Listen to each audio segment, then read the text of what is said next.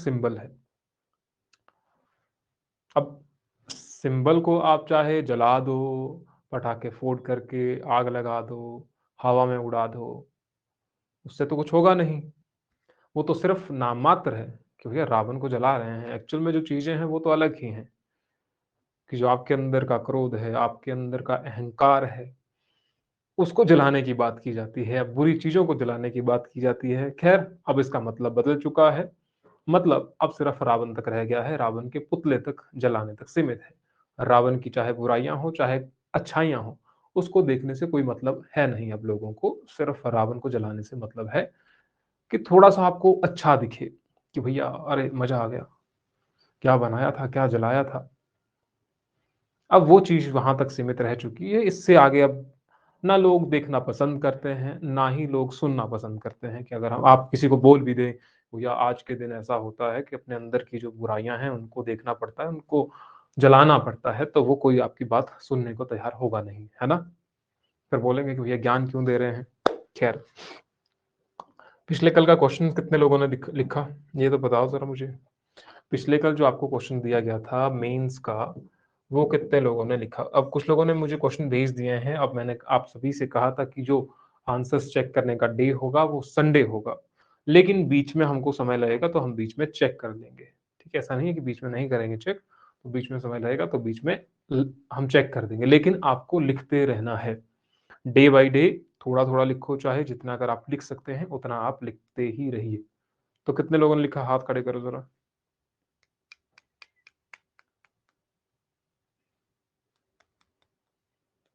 गुरु गोविंद जी का दूसरा दूसरा कौन सा था? अच्छा, दूसरा था कि अर्ली है ना 16th सेंचुरी से लेकर के कुछ आपको बताना है कि सिखों के कैसे रिलेशन थे हिल स्टेट्स के साथ। वही तो बताना था आपको, क्रिटिकली एनालाइज करना था आपको। वो क्यों नहीं लिखा? लिखना चाहिए था। कोशिश तो करते एटलीस्ट। अभी तक आप लोगों ने कोशिश नहीं की है तो हम बताएं कैसे कि ये आपने अच्छा लिखा बुरा लिखा। पहले लिखो तो सही। निशांत आपने भी नहीं लिखा, मानसी ने भेजे हैं क्वेश्चंस, उमेश ने भी आई थिंक भेजे हैं, यामिनी योगिता आपने भी कम ही भेजे हैं। योगिता तो नहीं भेजे ही हैं शायद, यामिनी ने भेजे हैं। ठीक है, अब जो क्लास में नहीं आए हैं, जो भी क्लास में नहीं पहुंचे हैं, या फिर किसी कारणवश किसी ने हमें बता भी दिया है वैसे कि आप ऐसा करना, अभी तक हम क्लासेस अटेंड नहीं कर पाएंगे, हमारा कुछ काम है, तो कुछ दिनों के बाद हम क्लासेस अटेंड कर लेंगे।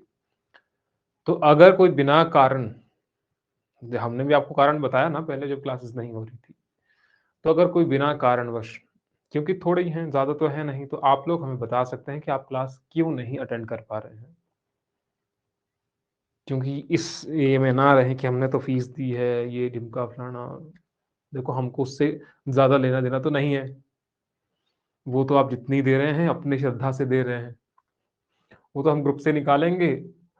तो फिर वो जो एप्लीकेशन पर है वहां से देख सकते हैं, क्योंकि एक्चुअली में जो कोर्स है वो वहां से लिया गया है। ठीक है, तो वो चीज है। खैर, आज क्लास करते हैं बात क्लास नंबर 10 की। अगर आपको कुछ ऐसा हो कि हम क्लास नहीं अटेंड कर पा रहे हैं, हमने बेशक देखा ना हो, क्योंकि मैसेज तो आ ही जाता है, पॉपअप में नोटिफिकेशन में आ ही जाता है कि किस वजह से कारण नहीं देख पा रहे हैं या क्लासेस नहीं लगा पा रहे हैं, तो एटलीस्ट आप एक मैसेज छोड़ सकते हैं कि हमको क्लास इस कारण से हम नहीं क्लास लगा पा रहे हैं। ठीक है, hill state and their relations with Sikh, पिछले कल हमने देखा था पार्ट 1। आज हम उसी का देखेंगे पार्ट 2, जहां पर हम महाराजा रंजीत सिंह के टाइम पीरियड तक देखेंगे। उसके बाद अनिरुद्ध चंद आते हैं, उसके बाद वाली जो कहानी 1846 तक, जहां पर एंग्लो सिख वॉर हो जाती है और सिखों का पूर्णतः हिमाचल प्रदेश से तो खैर समापन ही हो जाता है, और जितनी भी टेरिटरीज यहाँ की होती हैं वो सिखों के हाथ में चली जाती है। अब पिछले कल मैंने आपको अवगत कराया था कि किस कारण से सिख धर्म का उदय हुआ, क्योंकि सबसे लेटेस्ट है। अगर किसी ने वीडियो नहीं देखी है तो प्रीवियस वीडियो एक बार जरूर देख लें कि सिख धर्म का आखिरकार उदय क्यों हुआ। क्योंकि उस टाइम में विडंबना इस तरीके की थी कि जो बाकी के धर्म थे, चाहे वो इस्लाम धर्म हो, चाहे वो बुद्धिज्म हो, तो ये हिंदुइज़्म हो, ये सारे धर्म जो थे वो डिक्लाइन फेज़ पर थे। यानी कि सभी में ढोंग चल पड़ा था कि भैया ऐसा करना चाहिए, वैसा करना चाहिए, उससे ये होता है। तो वो ढोंग बहुत ज़्यादा चल पड़ा था, उस टाइम पीरियड तक। आज के समय में भी ऐसा काफ़ी चला हुआ है, लेकिन दूसरे ही समय में चलो कुछ अच्छे लोग भी हैं जो इस चीज़ को थोड़ा-सा बैलेंस कर रहे हैं। फॉर एग्ज़ाम्पल एक तरफ अ, क्या नाम है, प्रेमानंद महाराज जी जैसे लोग हैं, तो दूसरी तरफ कुछ ऐसे बाबा भी हैं जो जेल में हैं, या कुछ ऐसे बाबा भी हैं जो कहते हैं कि भैया हम ही सब कुछ हैं। तो वो बैलेंस बना हुआ है। प्रेमानंद महाराज जैसे जी उनकी उनकी तरह 2-4 और भी हो जाएँगे जो दुनिया को अच्छे रास्ते पे ले जा रहे हैं, लेकिन कुछ एक ऐसे भी होंगे जो आपको कहेंगे कि भैया इतने हज़ार देने पड़ेंगे, तुम्हारे ग्रह जो हैं वो खत्म हो जाएँगे। ऐसे भी लोग होंगे, तो वो बैलेंस बना रहता है, लेकिन उस समय में वो जो फ़ेज़ था, वो डिक्लाइनिंग फ़ेज़ था, जहाँ पर हर एक धर्म का डिक्लाइन ही हो रहा था। तो उस समय सिख धर्म, गुरु नानक देव जी आते हैं, वो कहते हैं कि आपको हमारी वाणियों पर चलना पड़ेगा, जो हम वाणियाँ कह रहे हैं, सत्संग में आना पड़ेगा। जितने भी हैं, किसी भी कास्ट से बिलॉन्ग कर रहा हो, किसी भी धर्म से हो, वो हमारे साथ जुड़ सकता है, संगत में जुड़ सकता है। तो वो काफ़ी जो लोग थे उनसे प्रभावित हुए और फिर जाकर के उनसे वो मिल गए और सिख धर्म का वैसे-वैसे फिर उदय होता रहा और आज की डेट में आप देखते हैं कि बहुत इसमें चेंजेज़ आ चुके हैं। ख़ैर 1-2 क्लासेस तक हम इसी तरीके से कंटिन्यू करेंगे। फिर जो दूसरे वाला था, मुझे आज भी लगा था कि वे 2-4 जितने भी हैं वो क्लास में होंगे। बाकी रिकॉर्डेड देख रहे हैं। चलो तो इसको इस तरीके से ही कंटिन्यू करते हैं फिर हिंदी और इंग्लिश वाला। जहाँ पर समझ ना आए आपने मुझे बता देना। गुरु Govind Singh and the Mughal and the Sikh and the hill rajas, जो कि हिल राजा है यहाँ पर, हाँ, पहाड़ी राजा है। खैर मुगल को तो यहाँ से हटा ही दीजिए, ज्यादातर आप इसको हटा ही सकते हैं, क्योंकि गुरु गोविंद सिंह का हमें देखना है कि इनका रिलेशन हिल स्टेट्स के साथ कैसा था, हिल स्टेट्स के साथ कैसा रिलेशन था, क्योंकि मुगलों के साथ हमने पिछले कल थोड़ा सा डिस्कस कर लिया था कि मुगल्स के साथ कैसे उनके रिलेशन थे, लेकिन इनके रिलेशन अब हिल राजाओं के साथ कैसे थे, थोड़ा बहुत हमने पिछले कल देखा था, थोड़ा हम आगे देखेंगे। हमने देखा था battle of Bhangani, battle of Bhangani किसके बीच में हुई, किसके द्वारा हेल्प की गई और कौन उसमें हारा था।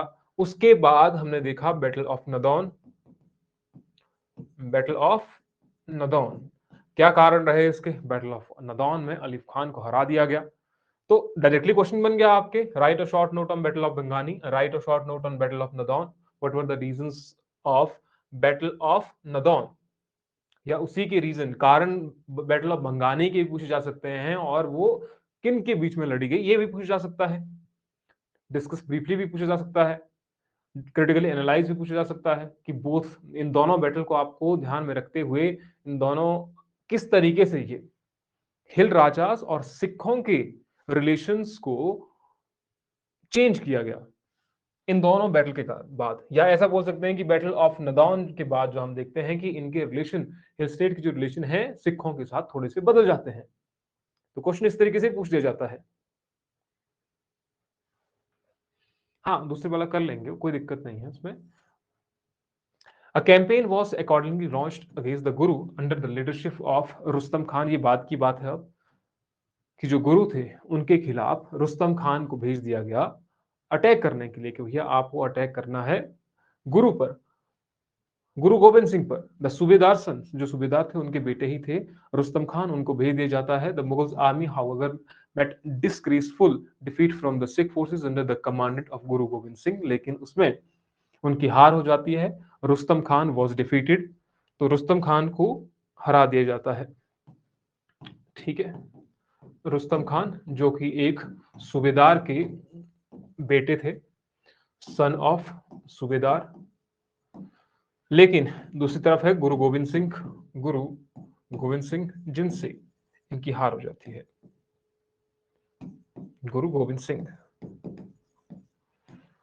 तो इनको भेज दिया जाता था लेकिन ये हार जाते हैं। खैर उसके बाद औरंगजेब भेज देते हैं अदीना बेगम, द मुगल कमांडर।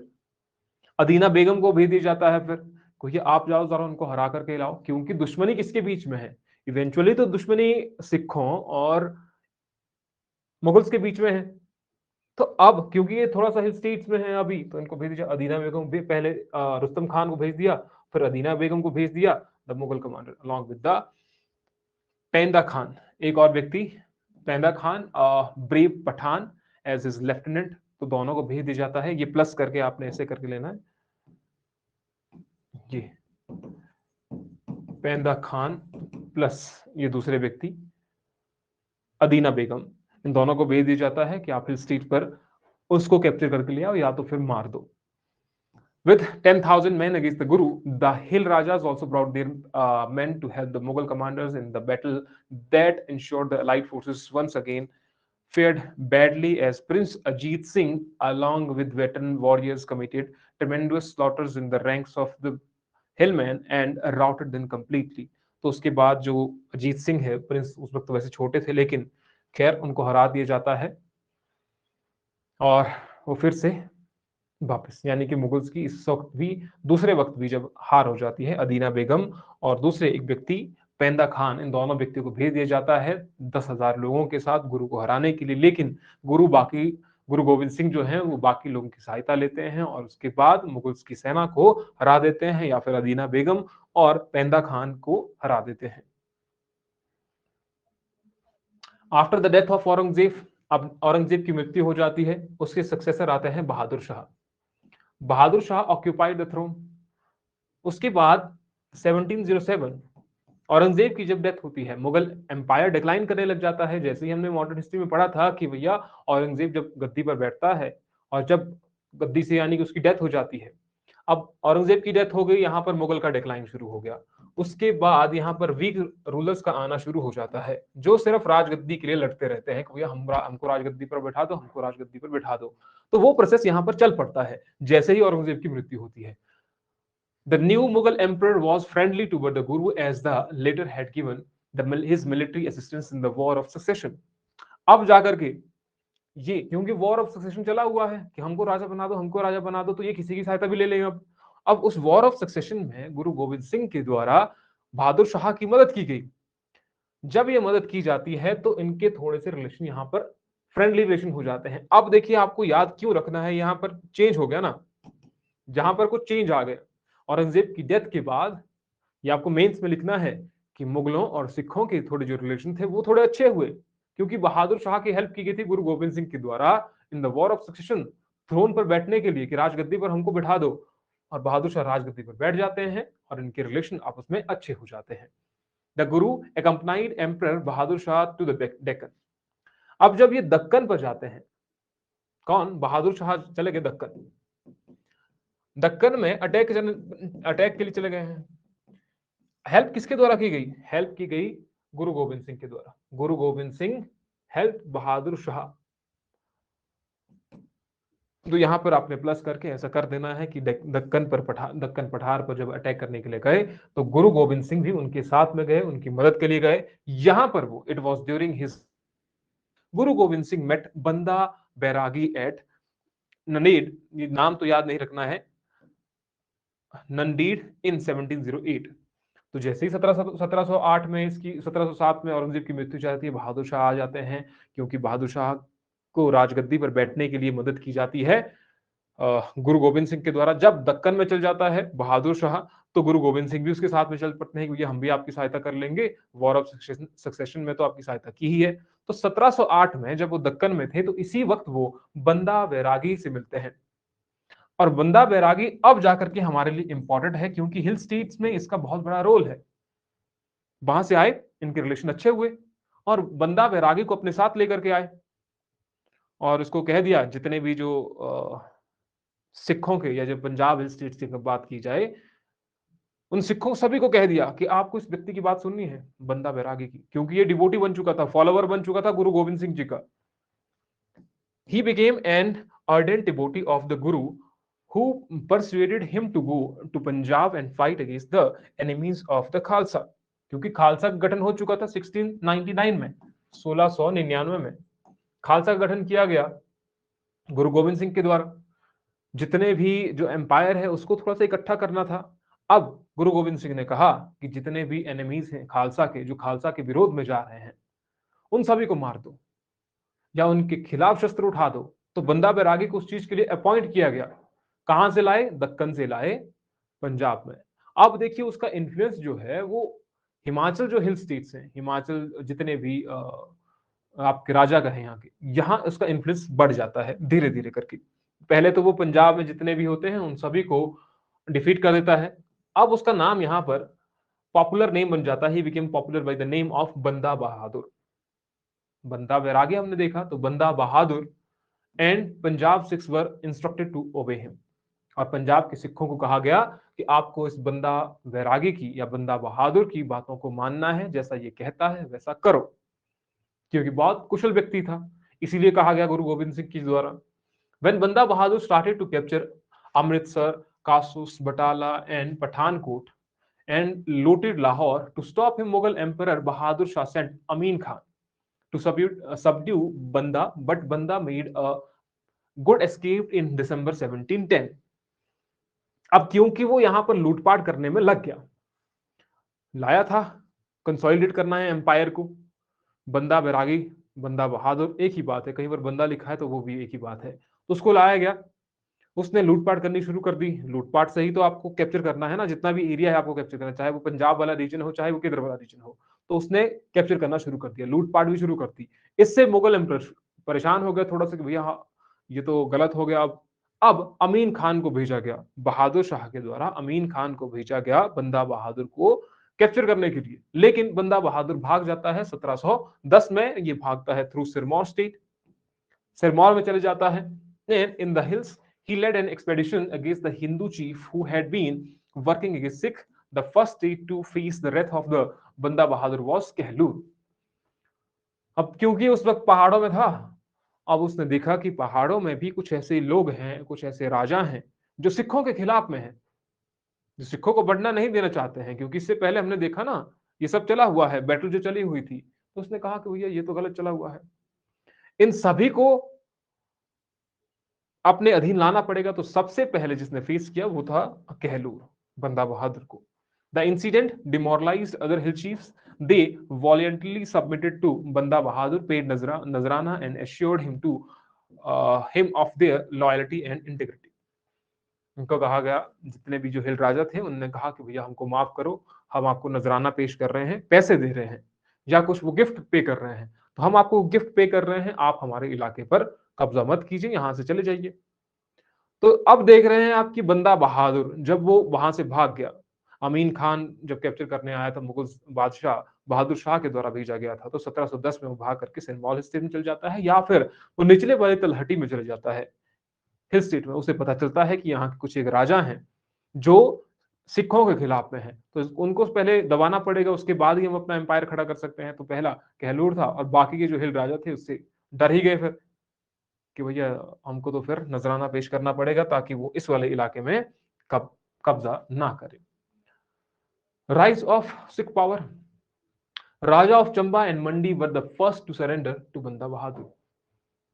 जैसे मैंने कहा कि हिल चीफ जो हिल राजा थे उन्होंने हार स्वीकार कर ली बंदा बहादुर से, तो उसमें से सबसे पहले जो थे जिन्होंने पूर्ण सरेंडर कर दिया कि भैया हमसे ना हो पाएगा, तो वो पहले कौन थे, राजा ऑफ चंबा और दूसरे थे raja of Mandi. Bahadur Shah was succeeded by Jahandar Shah. After some time he was ousted by Farrukh Siyar. तो ये हमने मॉडर्न हिस्ट्री में देखा कि बहादुर शाह के बाद आते हैं जहानदार शाह के बाद आते हैं फारूक शियार। ठीक है, Farrukh Siyar to one of his best general Abdus Samad Khan. तो अब्दुस समाद खान को भेज दिया गया अब टू चेस्टाइस, उसको मतलब वो दंड देना, टू बंदा। पहले किसको भेजा गया, अमीन खान को। अमीन खान को कहा गया कि कैप्चर करो, लेकिन वो भाग गया, वहां सिरमौर भाग गया और हिल स्टेट्स पर कब्जा कर लिया उसने। कब्जा तो नहीं, नजराना पेश करना पड़ा उसे। और दूसरी बार जब यहाँ पर फारूक शाह बैठते हैं, क्योंकि बहादुर शाह के बाद कौन आ जाता है, जहानदार शाह, मुगल बादशाह, और मुगल बादशाह जहानदार शाह के बाद आते हैं फारूक शियार। और फारूक शियार के टाइम पीरियड में वो अपने बेस्ट जनरल जिनका नाम होता है अब्दुस समाद खान को भेजते हैं कि बंदा बहादुर को कैप्चर कर लो। तो बंदा बहादुर came down from the hills to face the Mughal forces in 1715, and after a heroic resistance lasting for about 8 months, Banda was captured and executed in June 1716 along with many other Sikhs. तो 1715 में जाकर के वो फिर hill state से plane वाले इलाके में आता है, मैदानी इलाकों में आता है। जब ये बात फिर चलती है, पता है इनको मुगल्स को, ये अब आ गया है, नीचे को आ गया है, अब इसको पकड़ा जा सकता है। तो 1715 में आया और 1716 में उसको पकड़ा गया। 1716 में बंदा बहादुर को कैप्चर कर लिया गया। लेकिन अब ये नहीं है कि बंदा बहादुर की कहानी खत्म हो गई। ठीक है, एक तरफ हमने बंदा बहादुर कैप्चर कर लिया, लेकिन जो सिख पावर थी वो अभी राइजिंग में है, राइजिंग सिख पावर है अभी तक। डिक्लाइनिंग उसका फेज बाद में आता है, जब महाराजा रंजीत सिंह की मृत्यु होती, अभी तो वो एक उभरते हुए राइजिंग की तरफ जा रहा है। तो ये बंदा बहादुर की यहां पर डेथ हो जाती है। Then the death of Banda Bahadur left the Sikh leaderless. अब सिखों के पास कोई ऐसा अच्छा लीडर रहा नहीं, कोई तगड़ा सा ऐसा लीडर की जिससे बंदा बहादुर की तरह वो हिल्स चीफ को एक जुट में बांध सके। However, soon they organized themselves into 65 roving bands, and by the middle of the 18th century, all these bands were amalgamated into Dal Khalsa with its two main division, the Buddha दल और दूसरा था तरुणा दल। क्या होता है, पहले वो 65 रोविंग बैंड्स में, यानी कि 65 अलग अलग इसमें बांट देते हैं आप। फॉर एग्जाम्पल 65 उन्होंने अलग अलग ग्रुप बना दिए। स्टार्टिंग में जैसे ही बंदा बहादुर की डेथ हो जाती है, लीडरलेस हो जाता है, तो थोड़े समय के पश्चात वो अपने आप को 65 ग्रुप में बांट देते हैं अपने आप को। लेकिन उसके बाद क्या होता है, यही जो 65 बैंड्स हैं ये दो ग्रुप में बन जाते हैं। पहला इनको कहते हैं दल खालसा, इनटू दल खालसा। पहला जो इसका हुआ मेन डिवीजन वो हुआ बुद्धा दल, बुद्धा दल, और दूसरा हुआ इसका तरुणा दल। सिखों ने अपने आप को इस तरीके से विभाजित कर दिया गया। तो जो पहले 65 रोविंग बैंड्स थे उनको डिवाइड किया गया दो में, जिनको कहा गया दल खालसा। ये दोनों दल खालसा थे। पहले दल खालसा का नाम था बुद्धा दल और दूसरे दल खालसा का नाम था तरुणा दल। तो दो हो गए ये। लेकिन उसके बाद 1765 एडी में the two Dals had been divided into 12 imported commands, जिनको हमने कह दिया फिर मिसल। ठीक है, तो 1765 ईडी में, 1765 ईडी के आसपास ये जो दो हमने यहां पर दल खालसा बनाए थे, इनको कन्वर्ट कर दिया गया 12 इंपोर्टेंट मिसल में, कि 12 ऐसे ऐसे मिसल होंगी अलग अलग। With the rise of Sikh misl, the new phase of the relation of the Sikh with the Himachal hill state was established. अब जैसे ही इन 12 सिख मिसल का गठन किया गया, इसमें आपस में भी मतभेद था। आपस में भी इन जैसे 12 मिसल बनाई गई, तो 12 इसीलिए बनाई होगी, कुछ ना कुछ उसमें मतभेद भी रहा ही होगा। ऐसा तो नहीं है कि भाई हम 12 बनाएंगे, जैसे 65 बना दी तो किसी एक व्यक्ति ने नहीं बनाई होगी, दो दो तीन तीन चार बार ऐसे बन गई होगी। वैसे ही यहाँ पर फिर दो ग्रुप में बन गए, अब आगे जाकर के 12 कमांडेंट हो गए। अब 12 के आपस में भी मतभेद जरूर होंगे और वो आपस में दुश्मन भी रहे होंगे। तो वैसी ही कहानी अब हिल स्टेट्स के साथ अब चेंज हो जाती है सिखों की। कुछ एक सिख हिमाचल हिल्स या हिमाचल के राजाओं की हेल्प करते हैं, तो दूसरी तरफ उनके रिलेशन उनसे अच्छे होते भी नहीं हैं, उनके रिलेशन खराब होते हैं। तो ये कहानी अब चली है। और contest now started among the various missiles to occupy almost all the neighboring territories in the area of their operations of the missile chief Sardar Jassa Singh Ramgarhia was quick to approach on the hill chief। कौन?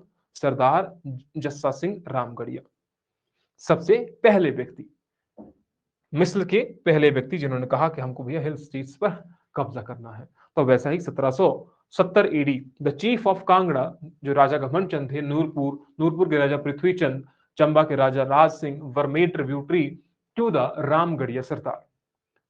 तो जस्सा सिंह रामगढ़िया पहले ऐसे व्यक्ति। देखिए, अगर हम इससे पहले की बात करें, 1770 AD the chief of Kangra Ghamand Chand, घमंड चंद के हम पहले वाले टाइम पीरियड की बात करें, जब अहमद शाह अब्दाली का अटैक होता है यहाँ पर, तो उस समय जालंधर दोआब वाला जो एरिया है वो इसके अधीन चले जाता है, घमंड चंद के अधीन चले जाता है। चंद उस वक्त कांगड़ा हिल स्टेट्स का सबसे इंपॉर्टेंट राजा था, सबसे प्रभावशाली, सबसे शक्तिशाली राजाओं में से एक था। अब जब अहमद शाह अब्दाली यहां से चला भी जाता है, तो अहमद शाह अब्दाली उसको अपॉइंट करता है governor of Jalandhar Doab, which is important, जो प्रीलिम में पूछ जाता है। और मेंस में तो आपको खैर जो अभी लिख ही रहे हैं वो तो मेंस में आपको डायरेक्टली पूछा जाएगा। तो ये सभी राजाओं को ट्रिब्यूटरी बनाया गया, किसका? ट्रिब्यूटरी ऑफ रामगढ़िया सरदार, यानी जस्सा सिंह रामगढ़िया। तो पहले ऐसे व्यक्ति थे, पहले ऐसे सिख सरदार या मिस्र में से एक व्यक्ति जिसने यहां पर कैप्चर करना शुरू कर दिया या पहाड़ी रास्तों को अपने अधीन करना शुरू कर दिया था। इनके पहले वाला जो फेज है, इनके स्टार्टिंग वाला, जैसे घमंड चंद का जो स्टार्टिंग फेज था, उस पे मत जाइएगा, तो उस वक्त तो ये पावरफुल व्यक्ति था। उसके बाद लिखा है ना 1770 AD, the territories of Dipalpur, Datarpur, Amarpur, Haripur and Jaswan were annexed by the Ramgarhia chief, and now his possession included almost all the entire territories between the Ravi and the Byas, apart from vast areas in the Jalandhar Doab. तो जलंधर दोआब वाला क्षेत्र तो उस वक्त था ही, उसके अलावा ये ब्यास और रावी वाला जो क्षेत्र है उस पर भी इसने कब्जा करना शुरू कर दिया, जस्सा सिंह रामगढ़िया, जिसने सबसे पहले सिखों में, सिख मिसलों में से, जो सिख मिसलों की बात हो रही है, सिख मिसल में से अटैक करना शुरू किया पहाड़ों पर। The authority of the Ramgarhia chief in the Himachal hill, however, was short-lived as he was defeated by Sardar Jai Singh Kanhaiya, जय सिंह कन्हैया ऑफ कन्हैया मिसल। जय सिंह कन्हैया लिखते हैं ना हम, जय सिंह कन्हैया, तो कन्हैया क्या है, कन्हैया मिसल है। And later now assume the sovereignty of the Kangra group of the state. तो हमने क्या देखा, एक तरफ है यहां पर सरदार जय सिंह कन्हैया, तो एक तरफ रामगढ़िया, जस्सा सिंह रामगढ़िया, ये लिखता हूं जस्सा सिंह रामगढ़िया, और दूसरी तरफ है हमारे पास जय सिंह कन्हैया। ठीक है, तो ये एक हो गया JSR और एक हो गया JSK, दोनों का आपस में युद्ध हो जाता है, आमने सामने आ जाते हैं, और ये एक दूसरे के दुश्मन भी होते हैं। तो अब जस्सा सिंह रामगढ़िया, ये रामगढ़िया है, जस्सा सिंह रामगढ़िया, और ये कन्हैया, जस्सा सिंह रामगढ़िया, और पावर में कौन आते हैं, ये, यानी कि इसको हरा देते हैं। तो Jai Singh Kanhaiya. Then by 1775 AD, Jai Singh Kanhaiya defeated the Ramgarhia chief in alliance with Jassa Singh Ahluwalia and chief of Kangra, and annexed the territories of Nurpur, Datarpur and Sibba. तो जय सिंह कन्हैया जो हैं वो हरा देते हैं, डिफीटेड द जस्सा सिंह रामगढ़िया, जस्सा सिंह रामगढ़िया को हरा दिया जाता है जय सिंह कन्हैया के द्वारा 1775 AD में। The chief of these and other adjoining territories were made tributaries to the Kanhaiya chief. The fort of the Kangra remained in the possession of the Kanhaiya Sardar at least till 1786 AD, when finally he was defeated by Sansar Chand and his allies. अब क्योंकि इससे पहले, अब देखो 1786, इससे पहले हमने क्या देखा था, जब हम कांगड़ा के बारे में पढ़ रहे थे, थोड़ा बहुत रिकॉल कीजिए, तो कांगड़ा के बारे में जब हम पढ़ रहे थे तब हमने देखा था कि उस वक्त सैफ अली खान के ये अधीन था, और सैफ अली खान के उसके बाद बेटे आते हैं, क्योंकि सैफ अली खान की डेथ हो जाती है। सैफ अली खान की सहायता किसके द्वारा की जाती है, मुझे बताइए जरा, कि सैफ अली खान की हेल्प किस एक स्टेट के द्वारा की जाती है, चाहे वो पैसों के द्वारा हो, चाहे वो हथियार से हो।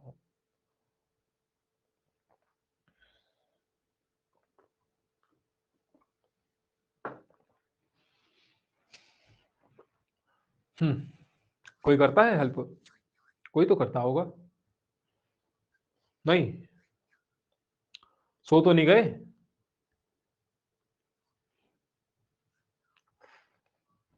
बिलासपुर की रानी नागर थी, ठीक है, तो बिलासपुर की रानी के द्वारा मदद की जाती है। थोड़ा जागते रहो, ऐसा नहीं हो कि आप सारे सो ही जाएं। समझ आ गया, बताओ जरा, बताओ समझ आ गया, हाथ खड़े करो। पता लगा साथ में कहीं रावण जल रहा है, आप लोग वहां गए हुए हैं, फोन जेब में है, तो भैया क्लास तो लगी रही है।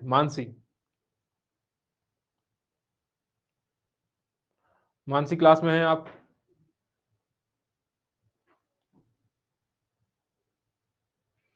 खाना बना रहे हैं या तो दशहरा मना रहे हैं? बोले क्लास तो ज्वाइन कर ही लेते हैं, ऐसा तो नहीं है कहीं? ठीक है क्लास में, चलो अच्छी बात है, क्लास में ही रहिए। कल तो मुझे मैसेज भी आया था किसी एक लड़के का, हाँ निखिल का मैसेज आया था कि सर बाकी जो पोस्ट कोड है उसका तो कुछ ना कुछ हो ही रहा है, हमारा क्या होगा, जो सब इंस्पेक्टर वाला है उसका क्या होगा, क्या आप कुछ उसके लिए कर सकते हैं? अब देखिए, अगर आप देखें हिमाचल में 90% स्टूडेंट सोए हुए हैं, उनको नहीं है चिंता, ये रियलिटी है। तो एग्जाम आ रहा है ठीक है, नहीं आ रहा तब भी ठीक है, आ जाएगा तो दे देंगे, नहीं आएगा तो घर बैठ लेंगे। जो 10% स्टूडेंट है, या तो वो कहीं ग्रुप में स्ट्रगल कर रहे हैं कि भैया कहीं कमेंट कर लेंगे, कहीं पर वो सोशल मीडिया पर एक्टिव होना चाहते हैं, कहीं पर वो सड़कों पर आना चाहते हैं, आ भी गए हैं। 10% स्टूडेंट भी नहीं है जो थोड़े से सीरियस है कि भैया हाँ, हमको तो वैकेंसी चाहिए किसी भी हालत में। 2023 आपका बर्बाद हो चुका है, ये बात समझो। आपको अपने भविष्य की चिंता ही नहीं है। मैक्सिमम स्टूडेंट ऐसे हैं जिनको चिंता नहीं है, भैया कुछ होने दो। मन ही मन में गालियाँ दे रहे होंगे या दोस्तों के बीच में गालियाँ दे रहे होंगे कि भैया ऐसा कैसे हो गया, ये सब चीज़ें क्यों हो रही हैं। 1 साल का पूरा झांसा दिया गया और किसी को समझ में नहीं आया। 2 महीने रह गए, 2 महीने में कुछ क्या होगा? नवंबर, दिसंबर में एग्ज़ाम होते नहीं हैं। नवंबर में अगर बर्फ़ पड़ गई, मान लो, इस बार तो जो ठंड है वो जल्दी आ गई है। अब दिसंबर में तो पड़ेगी ही पड़ेगी। 1 महीने में कितने एग्ज़ाम हो जाएँगे? 2, 3, कंडक्टर का एग्ज़ाम होगा एक, उसके बाद दिसंबर में एग्ज़ाम नहीं होगा, जनवरी में नहीं होगा, फ़ेब में नहीं होगा, मार्च में कहीं जाकर के देखेंगे फिर।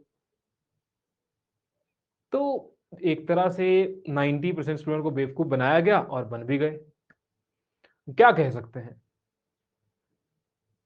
अब वो 10% स्टूडेंट की भी गलती क्या है जो कर रहे हैं थोड़े बहुत, उनकी भी गलती नहीं है, लेकिन जो नहीं कर रहे हैं, सोचना चाहिए थोड़ा-सा।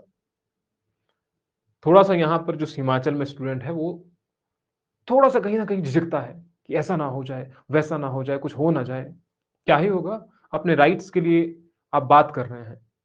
पूरी 1 साल बर्बाद करना किसी भी स्टूडेंट की, वो कहीं पर भी वैलिड नहीं है कि पूरे 1 साल में एग्ज़ाम ना हो, एक एचएएस का एग्ज़ाम छोड़ कर के। चलो ख़ैर हम तो क्या ही कह सकते हैं, फिर हमको कहेंगे, है ना? कहाँ पर थे हम यहाँ पर? जस्सा सिंह आहलूवालिया की मदद से हरा दिया जाता है जस्सा सिंह रामगढ़िया को, ठीक है? हमारा टीजीटी 19 के बाद आया है, नहीं है? ये तो चलता रहेगा अभी, कुछ नहीं है। लॉलीपॉप पकड़ाते रहेंगे सबको कि भैया हाँ, हाँ, हाँ, बस वो होता नहीं था एक ये आती थी, ऐड आती थी कि पापा मैं इस बार भी फेल हो गया। उसको च्युइंगम पकड़ा दी थी पहले ही। तो वैसे ही यहाँ हिमाचल के स्टूडेंट को भी च्युइंगम पकड़ा दी गई है कि लो, जितने में कुछ स्टूडेंट करना चाहते हैं, उतने में कहते हैं कि नोटिफ़िकेशन आ गई है, 1 महीने के अंदर-अंदर आ जाएगी और च्युइंगम खा कर के सारे स्टूडेंट चुप हो जाते हैं। फिर थोड़े दिनों के बाद फिर एक नोटिफ़िकेशन निकाल देते सिलेबस चेंज हो गया, इतनी वैकेंसीज़ आने वाली हैं, फिर से च्युइंगम दे दी सबको, फिर से सब स्टूडेंट शांत हो गए। तो 3-4 बार तो ऐसा हो ही चुका है नॉर्मली। अब स्टूडेंट को समझना चाहिए। खैर, हम यहाँ पर बात करते हैं, पहले इस टॉपिक को खत्म करते हैं, फिर उसके बाद देखते हैं, है ना?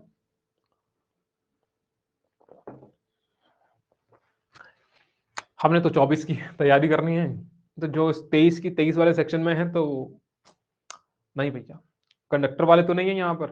हुँ? कंडक्टर का पेपर किसका है? हुँ? है किसी का? होगा भी तो नहीं बताएँगे ना, कि क्यों ही बताएँ? बेइज़्ज़ती थोड़ी ना करनी है अपनी, ऐसा भी हो सकता है। तो बेइज़्ज़ती वाला कुछ है नहीं, इसमें एग्ज़ाम दे सकते हैं आप। एचपीपीएससी सेट कर रहा है तो आपको पैटर्न का पता चल जाएगा। बीच में कट रही है, सभी को कट रही है कैसे? हुँ? बताओ? नहीं कट रही है ना? आपका इश्यू हो सकता है थोड़ा-सा, आई थिंक अपडेट आया है इसका, एप्लीकेशन का भी अपडेट आया है, तो वो भी एक बार अपडेट कर लीजिएगा। आई थिंक सभी को प्रॉब्लम नहीं आ रही है, तो एक बार आप मानसी चेक कर लीजिए। फिर भी देख लीजिए अगर आप ऐसा कुछ होता है तो। अच्छा, हम बात कर रहे थे कांगड़ा फोर्ट की, जो मुगलों के अधीन था। अब इसको मुगलों से छुड़ाना था क्योंकि संसार चंद का उस वक़्त ये, एक तरफ तो कांगड़ा में संसार चंद है। अब जब कांगड़ा में संसार चंद है, संसार चंद को क्या चाहिए भैया? ये कहाँ से होता है? इतना ही होता है क्या?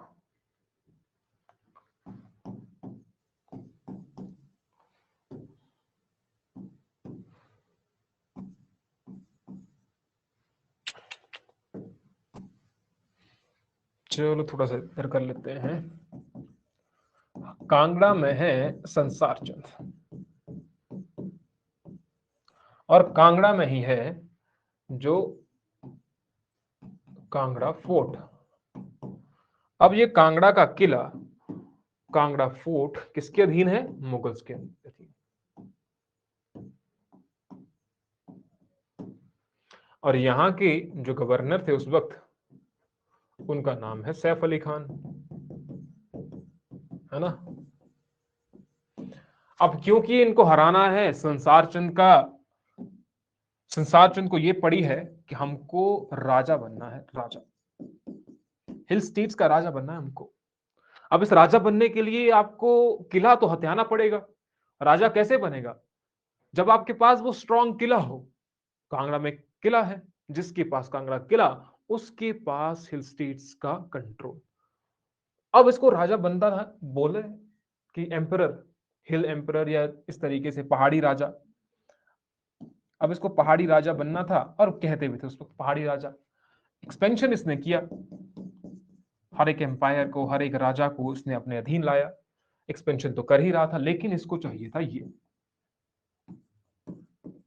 अब इसको पाने के लिए उसने कहा कि भैया अब सहायता ले लेते हैं हम सिखों की, क्योंकि उस वक्त सिख पावर राइज हो रही है।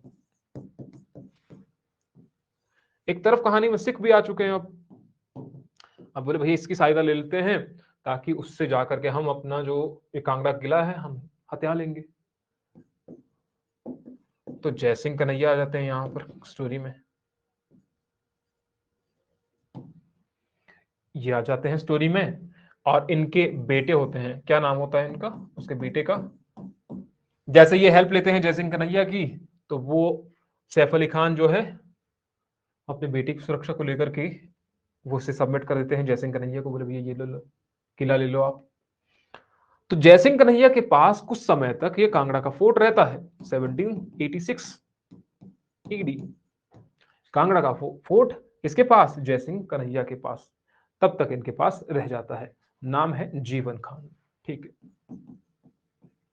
नाम मुझे याद नहीं है, तो जीवन खान उनके बेटे का नाम था। अब जयसिंह कन्हैया, कांगड़ा किला इनके अधीन। तो कुछ समय बाद ये कांगड़ा का फोर्ट जो है वो इनके पास वापस आ जाता है, at least 1786 when finally he was defeated by संसार चंद and his allies।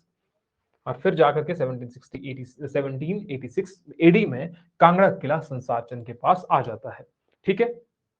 It will thus be seen that between the death of the Guru Gobind Singh and the rise of the Maharaja Ranjit Singh, the Sikh affair in the hill states were based on the profit, safety in the hills and the territorial ambitions।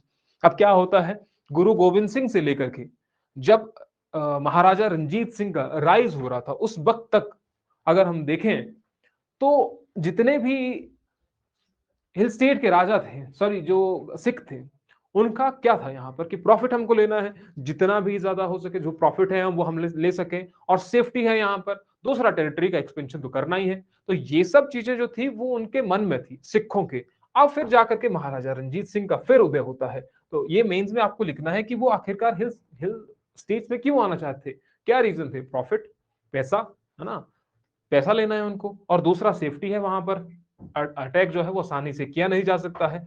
दूसरा territorial ambitions की, अपना territory का expansion करना है उनको। During the latter after the 18th century the Sikhs had acquired a respectable military status।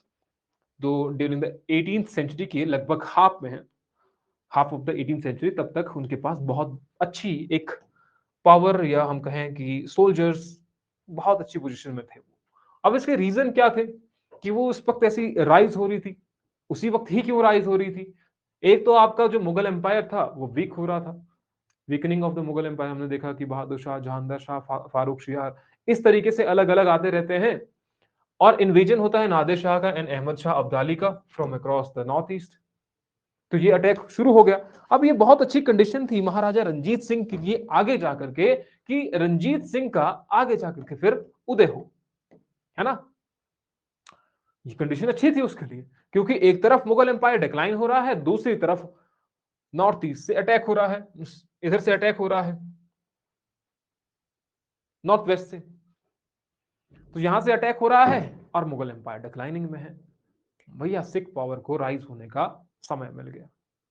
और उसी समय आप देखते हैं कि दूसरी जो पावर थी गोरखास, वो भी तो राइज हो रही थी। एक तरफ इधर सिख एम्पायर जो राइज हो रहा है, दूसरी तरफ वहां पर गोरखास जो राइज हो रहे हैं, और बाकी की जगह यहां पर देखो आप इंडिया में बाकी की जगह पर देखो तो वहां पर ब्रिटिशर्स राइज हो रहे हैं, यहां पर ब्रिटिशर्स और इधर गोरखास, इस वाले रीजन में गोरखास, नेपाल वाला रीजन जो ये हो गया, ये थोड़ा नीचे बना दिया मैंने, ये नेपाल वाला रीजन, और इधर पंजाब वाले रीजन में सिख, ये एम्पायर राइज हो रहे हैं, ये दोनों राइजिंग में है, ये भी राइजिंग में है, और मुगल एम्पायर डिक्लाइनिंग में है। मुगल एम्पायर का डिक्लाइन, इन बाकी सभी एम्पायर का उदय होने लग जाता है। और ये सारी कंडीशन, हम एक ही कंडीशन पढ़ रहे हैं, जैसे अमर सिंह थापा, उसकी पावर बढ़ रही है, रंजीत सिंह, महाराजा रंजीत सिंह, उसकी पावर बढ़ रही है, वैसे ही ब्रिटिशर्स की पावर बढ़ रही है। ब्रिटिशर की एंट्री तो खैर बाद में होती है। अब आते हैं महाराजा रंजीत सिंह पर। तो Maharaja Ranjit Singh and hill states, post Abdali periods of the rise of the Ranjit Singh of Sukerchakia misl. तो मैंने कहा कि मिसल तो पहले बन चुकी थी, तो शुक्राचार्य मिसल से संबंध रखते थे Maharaja Ranjit Singh, who was successful in liquidating all the warring misls and bringing them under a single central rule. तो जितनी भी जो मिसल थी, हमने से पहले देखा कि वो मिसल आपस में ही लड़ रही थी।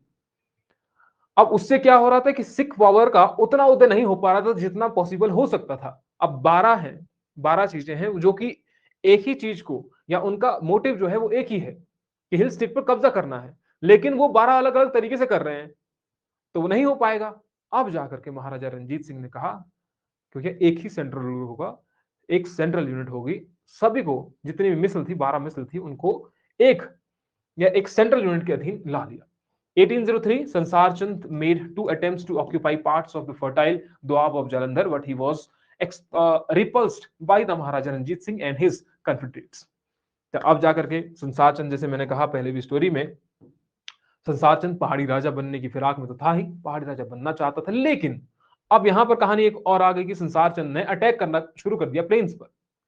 जैसे उसने प्लेन्स पर अटैक करना शुरू कर दिया, तो वहां पर राइजिंग पावर है महाराजा रंजीत सिंह।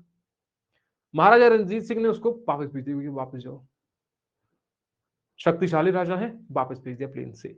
उसके बाद हम देखते हैं कि संसार चंद हिल स्टेट्स पर अटैक करने लग जाते हैं, क्योंकि वो प्लेन से तो वापस आ गए, मैदानी इलाकों से तो उनको वापस भेज दिया। उसने कहा कि भैया अगर हम मैदानी इलाकों से वापस आए हैं तो पहाड़ों पर तो एटलीस्ट अटैक किया जाए। तो उसने पहाड़ों पर अटैक करना शुरू कर दिया, लेकिन कुछ समय बाद ही, उसके बाद भी उसने अटैक करना शुरू किया, ये इसने रीजन अटैक किया, लेकिन उसको फिर से रिट्रीट किया। उसके बाद क्या होता है, जब यहाँ पर आ जाता है 1804, the Gorkhas has penetrated the petty Shivalik hill states, और 1804 में यहाँ पर एंट्री हो गई है अमर सिंह थापा की, या फिर रंजौर सिंह थापा की। सिख गोरखास की एंट्री भी हो चुकी है सिरमौर वाले रीजन पर, वो उनको बिलासपुर बुलाया जाता है। जब संसार चंद अटैक करता है कहलूर पर, बिलासपुर पर, महानचंद जो कि माइनर था उस वक्त, उसकी माता का नाम नागर देवी, तो भेजा जाता है। अब पहले तो वो एंट्री करते हैं सिरमौर में, उसके बाद वो एंट्री करते हैं बिलासपुर में। जब संसार चंद अटैक कर देता है यहाँ पर, तो उसके बाद होती है फिर इनके बीच में बैटल ऑफ महल मौर्य, पढ़ चुके हैं हम पहले, ठीक है। बैटल ऑफ महल मौर्य याद है कुछ? बैटल ऑफ महल मौर्य याद है? करवाने की जरूरत नहीं है, ठीक है, नहीं है ना। संसार चंद however he was not willing to sacrifice the Kangra fort and therefore approached Jaswant Rao Holkar. तो मैंने कहा कि होलकर राजा भी उस वक्त यहाँ पर थे, क्योंकि संसार चंद जो है वो कांगड़ा का किला देना नहीं चाहते थे महाराजा रंजीत सिंह को। कहानी क्या थी, थोड़ा सा यहाँ पर इसको करते हैं। कहानी ये थी कि कांगड़ा में है संसार चंद, और इधर जी गोरखाज आ गए हैं अंडर अमर सिंह थापा। इसने अटैक कर दिया, इधर अटैक कर दिया था अमर सिंह थापा ने, इनकी सहायता की जाती है बिलासपुर के द्वारा और बाकी हिल स्टेट्स के भी द्वारा, जो संसार चंद से डर रहे थे उस वक्त। अब संसार चंद ने कई लोगों को इकट्ठा कर दिया था, चाहे वो चंबा की बात हो, मंडी की बात हो, तो वो हम वहां पर नहीं चाहेंगे क्योंकि आपको पहले करवा चुके हैं। तो गोरखास अंडर अमर सिंह थापा यहाँ पर अटैक कर देते हैं। अब इसको हेल्प चाहिए थी, इसने हेल्प किससे ली? जो राइजिंग पावर होगा, जो इनको हरा सकता होगा, तो महाराजा रंजीत सिंह। महाराजा रंजीत सिंह से ही हेल्प ली जाएगी क्योंकि वही कैपेबल हैं जो इसको हरा सकते हैं अमर सिंह थापा को। तो ये डिमांड करते हैं कि हमको कांगड़ा का किला चाहिए।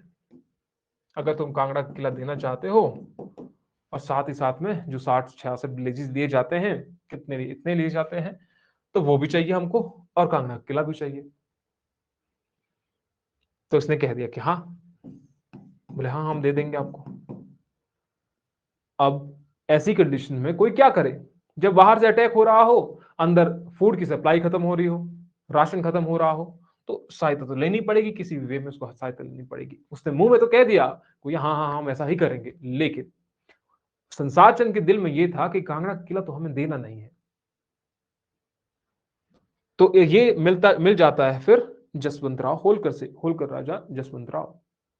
उन्होंने कहा कि हम दो आपस में मिलते हैं, जब महाराजा रंजीत सिंह अमर सिंह थापा पर अटैक करेगा उसके बाद दोनों आर्मीज वीक होंगी, उस वक्त हम अटैक करेंगे और इन दोनों को हरा देंगे। कहानी सिंपल हो गई। लेकिन जब इसको अप्लाई करने की बात आई, क्योंकि ये करना है हमको, तो जसवंत राव ने बोला कि नहीं, हमको छोड़ दो।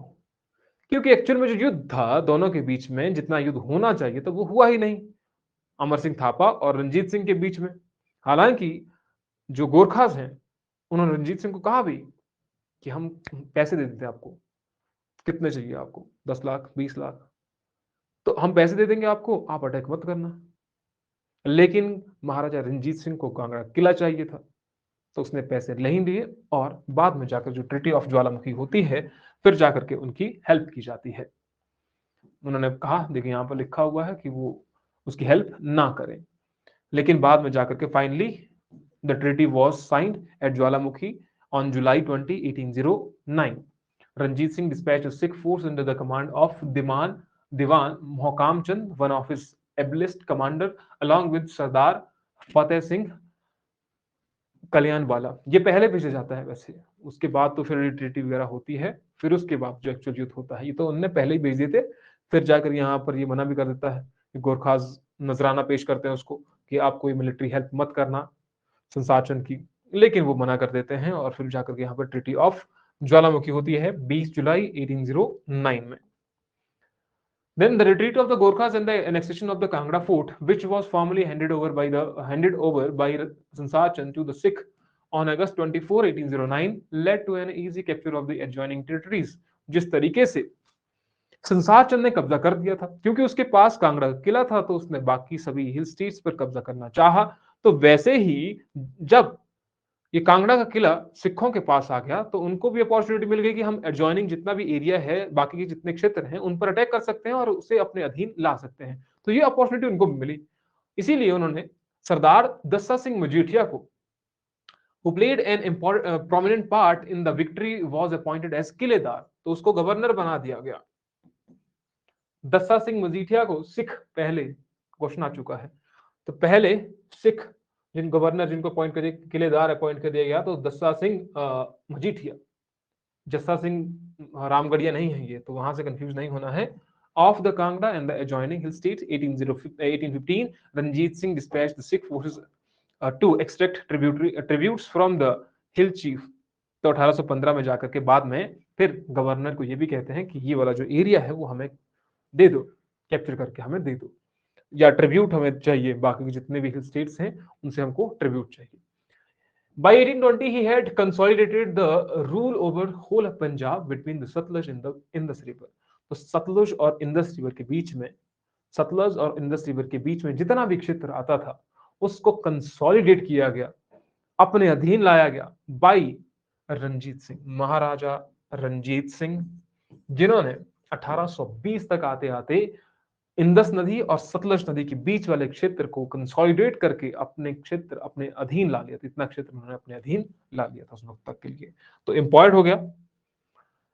1807 में governor lord Minto sent Charles Metcalfe to Lahore, तो ये तो 1820 तक था, लेकिन उन्हें यहाँ पर एक ट्रीटी होती है, ट्रीटी ऑफ अमृतसर, जो कि बाद में रीजन बन जाता है, एंग्लो सिख वॉर का रीजन बन जाता है। तो हमें पहले इसको समझना पड़ेगा, फिर जाकर के हम उसको समझ सकते हैं कि ये जो पहली बैटल हुई थी वो क्यों हुई थी, कारण क्या था उसका। तो ट्रीटी ऑफ अमृतसर होती है 1809 में। थोड़ा सा हिमाचल की हिस्ट्री से बाहर आते हैं, थोड़ा सा आते हैं, बाहर नहीं, उतना बाहर नहीं आएंगे, बस सतलुज नदी के किनारे किनारे। 1807 में गवर्नर जनरल लॉर्ड मिंटो उन्होंने भेजा चार्ल्स मेटकाफ को to Lahore to have a military alliance to counter Napoleon's aspirations over India. उन्होंने भेजा लाहौर को कि भैया हमको थोड़ी सी मिलिट्री सहायता चाहिए, क्योंकि नेपोलियन का अटैक हो सकता है हम पर।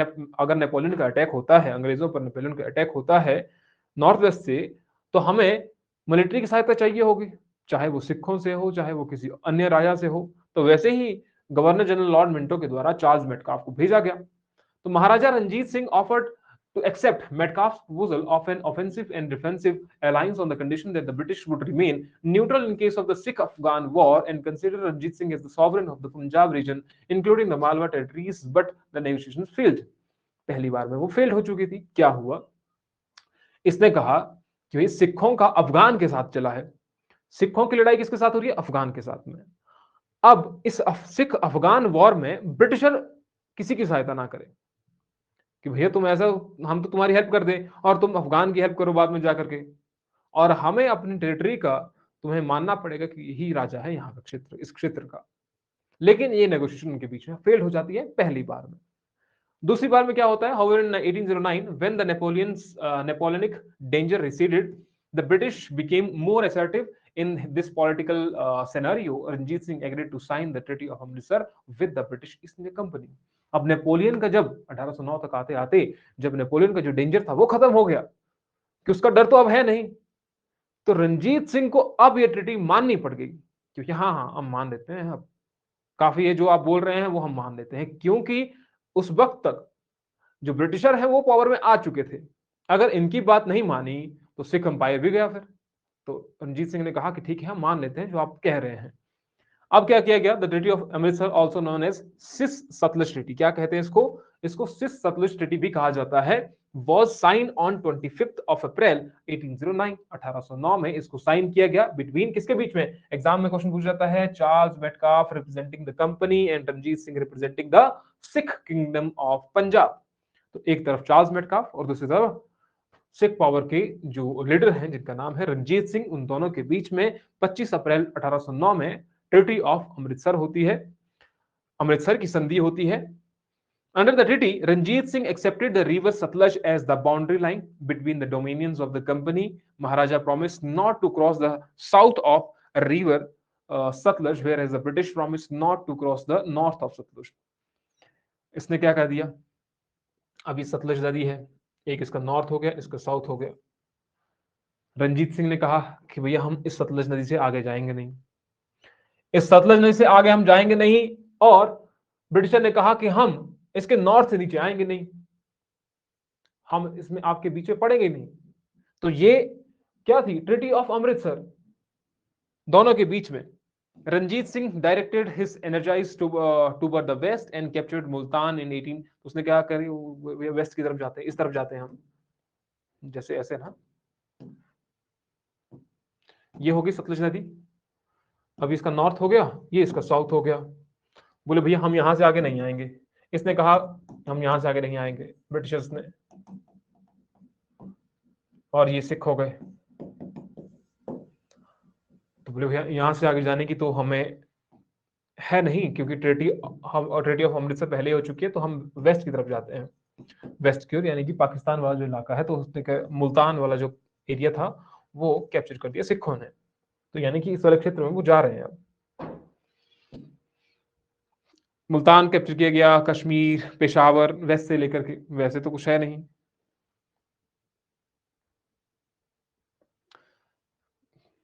तो ऊपर से जाकर कैसे कैप्चर किया होगा? पेशावर कैसे कैप्चर किया फिर?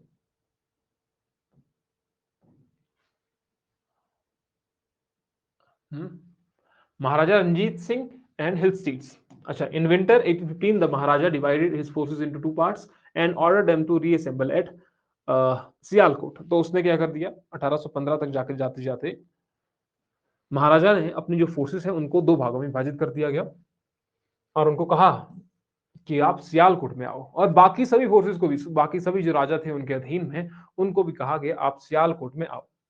तो सियालकोट में असेंबली रखी गई कि सभी को यहाँ पर आना है, जो हमारे अधीन है उन सभी को आना है, जो हमें ट्रिब्यूट पे करते हैं वो सभी यहाँ पर आ जाइए। लेकिन एक चीफ थे जिनका नाम था चीफ ऑफ नूरपुर और दूसरा था जसवान। जसवान के राजा और नूरपुर के राजा यहाँ पर आने में फेल हो गए, वो आए नहीं यहाँ पर। अब उन पर फाइन लगा दिया गया, वही तुम यहाँ पर आए नहीं, हैवी फाइन लगा दिया गया।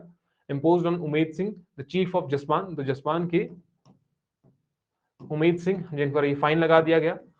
Being unable to pay surrenders his principality and accepted a small jagir, उन्हें एक छोटी जागीर एक्सेप्ट करनी पड़ी, नहीं तो हो सकता था मृत्यु को भी प्राप्त हो सकते थे।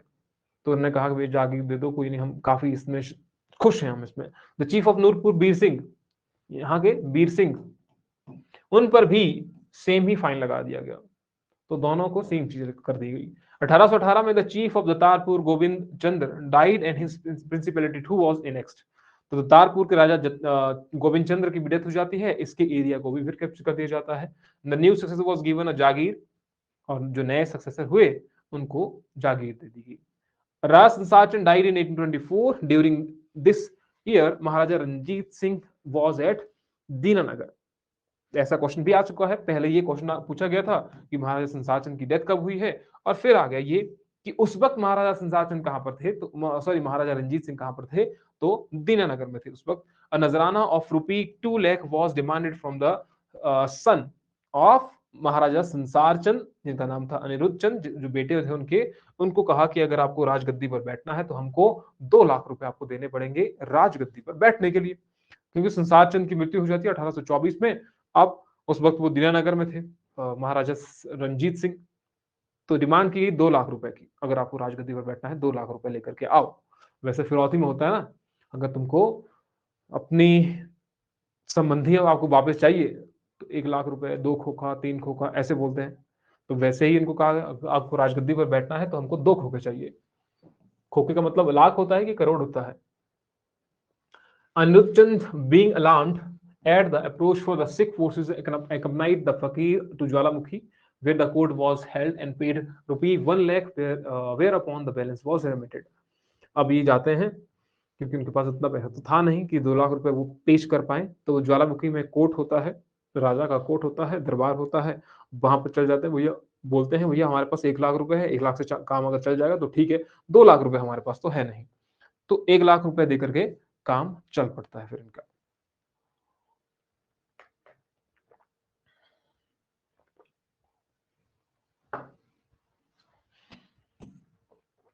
Anirudh Chand also exchanged a turban in token of brotherhood with Khadak Chand son of Ranjit Singh, ये भी हम पहले पढ़ चुके हैं, जो इनके बेटे थे, जो इनके भाई थे, उनके साथ इनके अच्छे संबंध थे।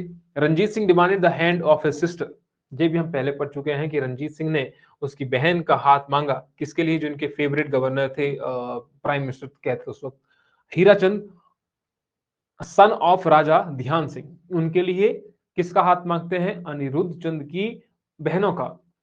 The young Rajput chief of the Kangra pretended to agree, but on returning to the hill safely, he refused to submit in disgrace, marrying the Katoch princess to the Rajput of the Jammu.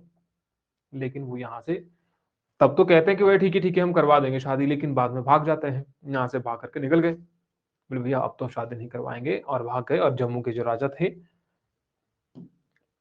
वहां पर करवा देते हैं। नहीं, उसके बाद he sought British protection first at Arki and then at Haridwar, यहाँ से चले जाते हैं Haridwar. He married his princess to the raja of Garhwal, तो राजा ऑफ गढ़वाल से विवाह करवा देता। Same year he died in Ranjit Singh annex Nadaun, जो नदौन सेम ईयर उसकी डेथ हो जाती है, और फिर जाकर के नदौन भी कैप्चर कर लिया जाता है बाई महाराजा रंजीत सिंह।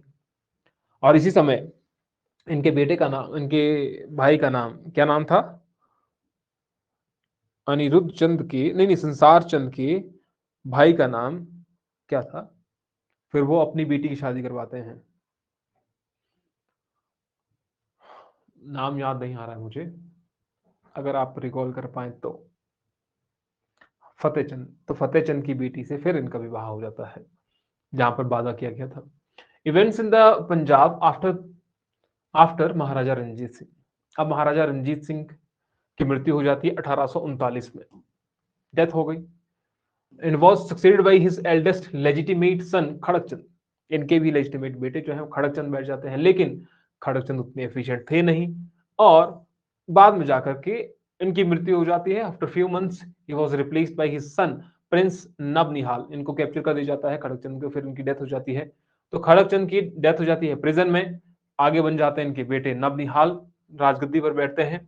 तो नबनिहाल सिंह की मृत्यु हो जाती है इन अ suspicious circumstances where he was returning from the father's funerals। तो वापस आ रहे थे तो उनकी भी डेथ हो जाती है। देखो, पहले रंजीत सिंह की डेथ हुई 1839 में। उनके बेटे खड़गचंद बैठते हैं राजगद्दी पर, लेकिन राजगद्दी पर बैठते ही उतने और एफिशिएंट थे नहीं, तो उनके जो बेटे हैं नबनिहाल, वो राजा बन जाते हैं। और उसके बाद नबनिहाल की भी डेथ हो जाती है। उसके बाद Sher Singh, another son of Ranjit Singh, succeeded Naunihal. फिर शेर सिंह राजगद्दी पर बैठते हैं। Sher Singh was also murdered in September 1843। अब देखो, इतने सारे जो राजा थे उनके बाद जो बैठे रंजीत सिंह के बाद, जिनकी डेथ इस तरीके से हुई है, सस्पिशियस तरीके से, जिनका पता ही नहीं कैसे इनकी मृत्यु हुई है। तो यानी कि अब जाकर के यहाँ पर भी सिखों में वीक रूलर्स आने शुरू हो गए हैं। अब जब यहाँ पर वीक रूलर आने शुरू हो गए हैं तो अंग्रेजों को यहाँ पर ऑब्वियस सी बात है कि उनको अपॉर्चुनिटी मिलेगी भी, इस वाले एरिया को कैप्चर करना है। लेकिन कैप्चर करें तो करें कैसे, उसके लिए एक हमें रीजन चाहिए, छोटा सा हमें रीजन चाहिए, फिर हम कैप्चर कर लेंगे, है ना। क्या कह रहे हैं, भाई नहीं थे वो, वो संसार चंद के चाचा थे कि अनिरुद्ध सिंह के चाचा थे। जहां तक मुझे याद है शायद अनिरुद्ध सिंह के चाचा थे, यानी कि उनके भाई संसार चंद के। चलो देख लेना है आपने, फिर भी एक बार चेक करके। हाँ, उसके बाद क्या करते हैं, soon afterward Dalip Singh a minor son of Ranjit Singh was proclaimed Maharaja. फिर इनको महाराजा बना दिया जाता है। और इनकी जो रानी थी, the Maharaja with Rani Jindan as regent and Hira Singh Dogra as wazir. तो ये नाम याद रखना है आपने अब दलीप सिंह का। ये तो सारे इनकी डेथ हो जाती है।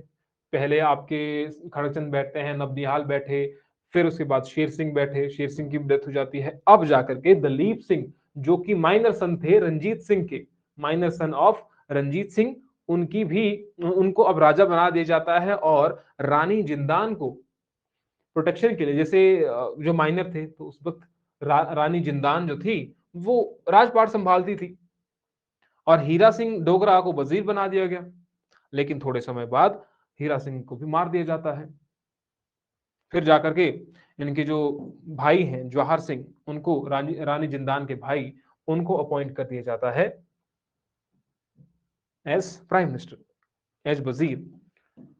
Jawahar Singh soon incurred and displaced of the army and was deposed and put to the death in 1845। तो उनके वजीर जो थे उनकी भी डेथ हो जाती है। तो इस वाले स्लाइड में आपने क्या देखना है, याद नहीं भी रहते हैं नाम, लेकिन उसके बाद जो थे नबनिहाल बैठे, खड़गचंद बैठे, नबनिहाल बैठे, शेर सिंह बैठे, तो इन सभी की डेथ हो जाती है। उसके बाद फिर दलीप सिंह बैठते हैं, माइनर थे, उनकी उनके साथ उनकी माता थी जिनका नाम था रानी जिंदान, वो याद रखना है। और उनके जो वजीर थे उनकी भी डेथ हो जाती है। पहले वजीर हीरा सिंह हुए, दूसरे वजीर रानी जिंदान के भाई जवाहर सिंह हुए, उनकी भी डेथ हो जाती है, यानी मार दिया जाता है उनको।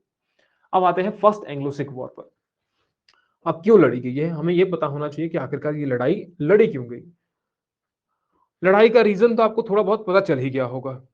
रीजन बीइंग कि भैया एक तो आपका एम्पायर जो है वो डिक्लाइनिंग फेज पर है। सारे राजा जो हैं वो तो आपके मृत्यु पर, मृत्युशैया पर हैं, खत्म हो गए वो राजा आपके। माइनर हैं दलीप सिंह और उनकी रानी और उनकी माता, उनका नाम है रानी जिंदान, जो कि उस वक्त राजपाट संभाल रही हैं। अब होती है फर्स्ट एंग्लो सिख वॉर, सिखों और ब्रिटिश ईस्ट इंडिया कंपनी के बीच में इन 1845 और 86। अब ये क्योंकि इसमें दो डेट दी गई है, क्योंकि इसमें लड़ाइयां बहुत सारी लड़ी गई। वॉर तो काफी लंबी चलती है ना, लड़ाइयां इसमें बहुत सारी लड़ी गई। First Anglo-Sikh War took place during the period of the Governor General Lord Hardinge. The outbreak of the war was attributed to the action of the Sikh army crossing the Satluj River। अब मैंने क्या कहा था पहले कि Sutlej river को वो cross नहीं कर सकते हैं ट्रीटी ऑफ अमृतसर के अनुसार। ट्रीटी ऑफ अमृतसर ने कहा था कि सतलज रिवर को क्रॉस नहीं करेंगे, लेकिन इन्होंने क्रॉस कर दी। जब ये करी, अब इनको छोटा सा रीजन चाहिए था लड़ाई का, वो रीजन ब्रिटिशर्स को मिल गया कि इन्होंने सतलज रिवर क्रॉस की है, इसलिए हम अटैक करेंगे। रीजन तो छोटा सा था, लेकिन इनको कैप्चर करने के लिए बहुत बड़ा रीजन मिल गया फिर। ये ठीक है, अच्छी बात की तुमने, अब हम तुम पे अटैक करेंगे। The war took place in the Firozpur district of the Punjab, तो पंजाब के फिरोजपुर डिस्ट्रिक्ट में ये लड़ाई लड़ी जाती है। The British won the war which ended with the signing of the treaty of Lahore in 1846, 1846 में। लेकिन यहां पर इतनी सारी ये बैटल लड़ी गई। 5 succession defeats of the Sikh at battle of Mudki, battle of Firoz Shah, battle of Baddowal, battle of Aliwal, battle of Sobraon. बाद में जाकर के फिर इनके बीच में ट्रीटी होती है। The all the battles were confined to the river Beas and Satluj. Lahore fell to the British forces on 20th of February 1846. तो इसको एक सीक्वेंस में इसी वे में ही आपने याद रखना है। एग्जाम में क्वेश्चन पूछे जाने की संभावना होती है। जो थोड़े से डिफिकल्ट क्वेश्चन होते हैं उनकी संभावना बनती है कि वो आपको एग्जाम में पूछे जाएं किसी भी तरीके से, तो इसको याद रखिएगा, ठीक है।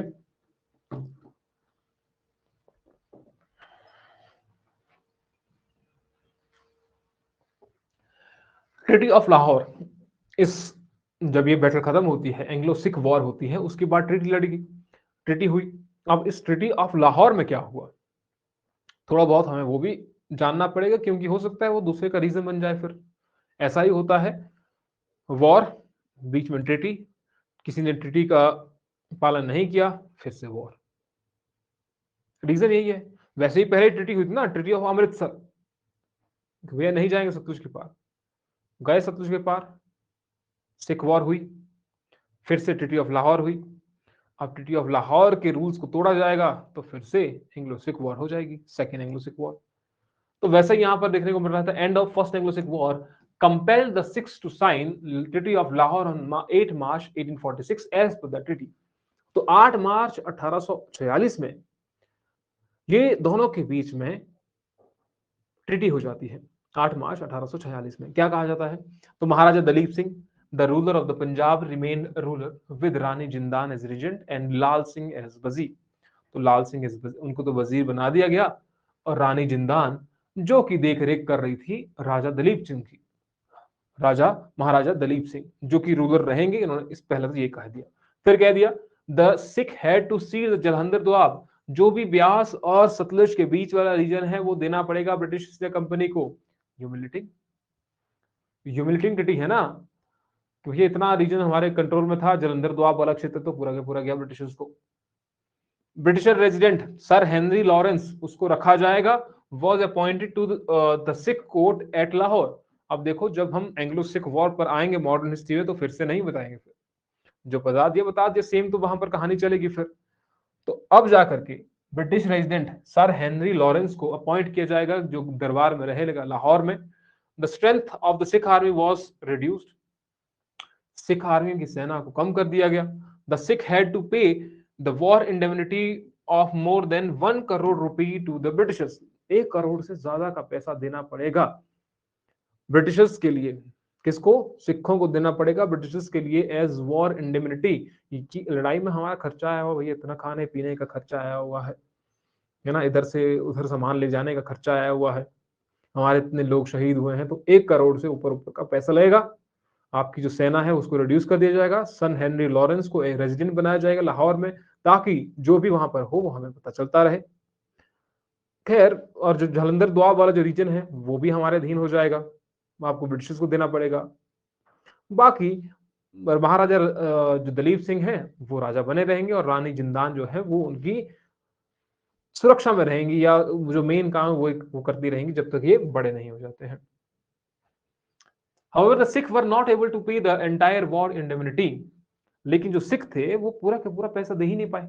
1 करोड़ रुपए पैसा देना है सिखों का, और वो भी उस फेज में जिस फेज में वो डिक्लाइनिंग फेज पर है। अब जिस फेज में डिक्लाइनिंग फेज में होगा, 1 करोड़ रुपए भैया कैसे देगा। इतने सारे राजा की डेथ हो गई, करमचंद हो गई डेथ हो गई, नवनिहाल की डेथ हो गई, उसके बाद आपकी शेर सिंह की डेथ हो गई, वजीर की डेथ हो गई, 2 वजीर की डेथ हो गई।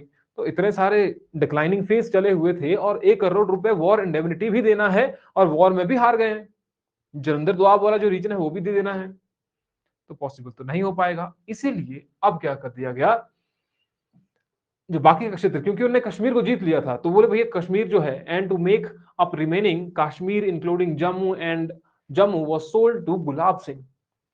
तो जम्मू वाला जो रीजन था, चाहे वो कश्मीर का रीजन था, वो बेच दिया किसको? गुलाब सिंह को बेचना पड़ा, who was required to pay rupees 75 lakh. कितने देने थे?